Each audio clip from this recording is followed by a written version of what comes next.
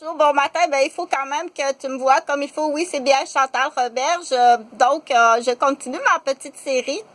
Je te demande de partager le plus possible pour plusieurs raisons que je nommerai pas sur cette vidéo-là parce qu'elle s'adresse surtout aux enfants.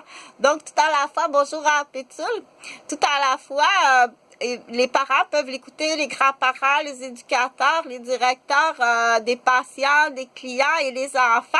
Chantal, ce matin, elle a fait un téléphone. Donc, il faut nommer des mots plus rapprochés que ça parce que même dans la petite enfance, le tout petit enfant qui... l'enfant, il veut parler, hein? Oh, que oui, qu'un enfant veut parler.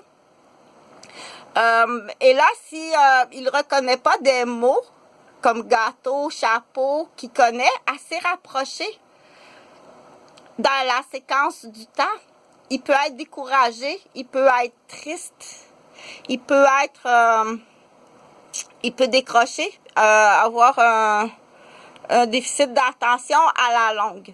Donc, c'est toutes des petites choses que non, j'ai pas lu ça dans aucun livre. Je l'ai développé par moi-même, mais c'est sûr que c'est écrit dans d'autres livres ailleurs que les livres du Québec. Ça, c'est sûr. Donc, c'est un mélange de livres d'infirmières, de livres en psychoéducation, puis de lecture personnelle, puis d'une trentaine d'années d'expérience en pédiatrie.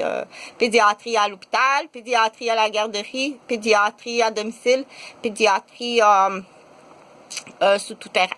Donc, plus rapproché que ça, les mots qu'on connaît, ici, il y a la bouteille de parfum. Et puis il y a le tournevis. Donc, il faut aller chercher des intérêts. Non, on rentre pas le tournevis dans la vulve. Donc, dans le questionnaire, on dit à controverse, je vais tout de suite le faire. À controverse, quand il y a quelqu'un qui est, c'est extrêmement grave, à Pétule, l'écoute comme il faut.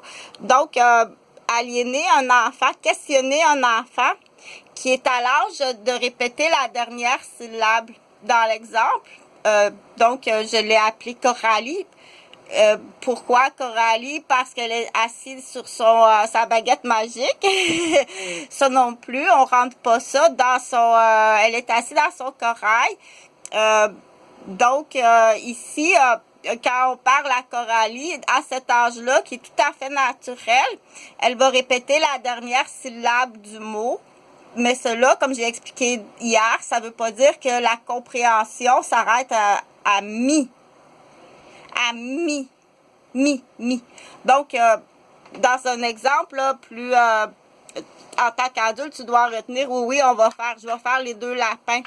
Donc, les deux lapins, je vais les mettre ici. Ça va être ça avec le jeu du téléphone et le juge. Puis, je vais te faire ce qu'on appelle la narration.